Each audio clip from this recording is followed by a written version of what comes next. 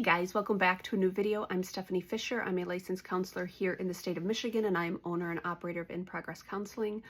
I'm not gonna lie, I noticed that my earrings are like perfectly encasing two symmetrical pictures back there. That just delights my little OCD heart a little bit. Okay, it's also very much a digression.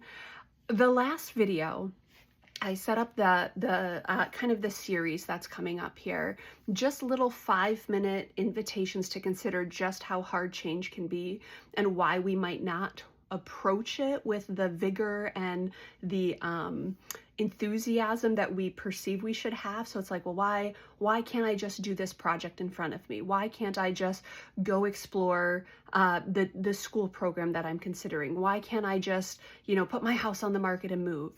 There's so many pieces that go into kind of high level pivots and changes. And I want to frame it very specifically in just the taxation that happens if you don't have a system, if you don't have supports, when there's a change that's happening, or when there's even a small little tweak that you want to do.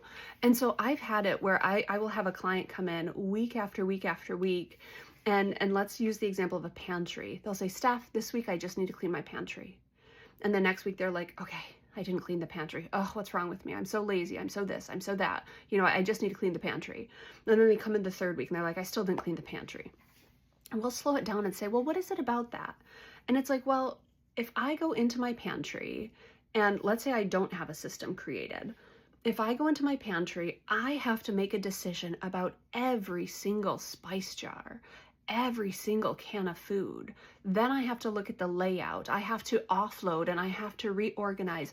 And for some of us, even if that comes very naturally, it's still a ton of decision making. Do I use it? Do I keep it? Do I want to still keep using it?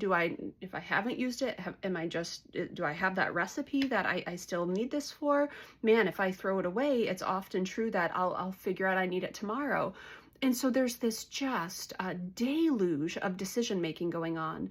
Friends, we love autopilot. Autopilot is helpful. Autopilot, it deloads our brains. So when we disrupt it, even with something minor like going into my pantry and moving stuff around and offloading stuff and reconfiguring stuff, it will take energy.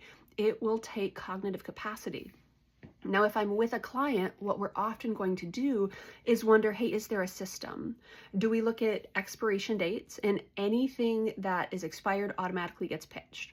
That's a process. That actually removes a ton of micro decisions to put some sort of macro process in place.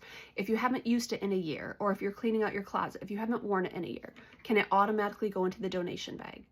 But think of, if I'm holding up every spice or every piece, I wanted to say all spice.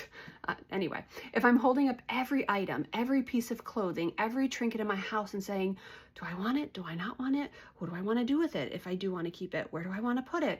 Okay, if I don't want to keep it, do I want to donate it? Do I want to give it to my friend? Oh, screw it. Throw it in a tote, put it in the basement, I'm done. It makes sense why we might get exasperated, overwhelmed, or frustrated. And so we do a lot of systems work when there's a change afoot, and we say, hey, what can we autopilot for you within this change? Where can we bring in supports? Where can we just, maybe in some cases, for some people, it's a little bit of an all or nothing, and they're like, I'm just pitching. I'm pitching all of the things, and I'm just getting rid of it because I don't want to go into every single item and make copious amounts of decisions. I don't have time for it. I don't have capacity for it. I don't have desire for it. That actually makes a lot of sense why we get into some of that all or nothing. Don't touch it. I'm frozen. It's too much. Or screw it. I'm done with it. But if we create systems within those transitions and we say, okay, anything that's expired, or I haven't worn it in a year, or anything that, if you have a certain charity in mind, and I know there's some locally here where like professional clothing for women going through job transitions, there's closets or there's pantries where if I conceptualize, okay, anything that's not expired, I'm not going to use it, but I can donate it. Anything that I haven't worn in a year, but there's this cause that I know about, that actually helps us. That creates systems within the change that we're trying to make or the update that we're trying to engage. But without systems, we're taking every item. Do I want it? Do I not want it? Do I want to keep it? Do I want to use it? Okay, where do I want to put it? And it's a slog of energy. And so I really work with clients on giving themselves grace, on understanding when we tax the system, we lose our energy. It actually makes sense why we want to preserve our energy. So we say, hey, I don't want to do this job. I don't want to do this thing in front of me. It's too hard. It's too much. It's one more thing. I'm not going to do it. That autopilot, when it's disrupted, it can be exhausting.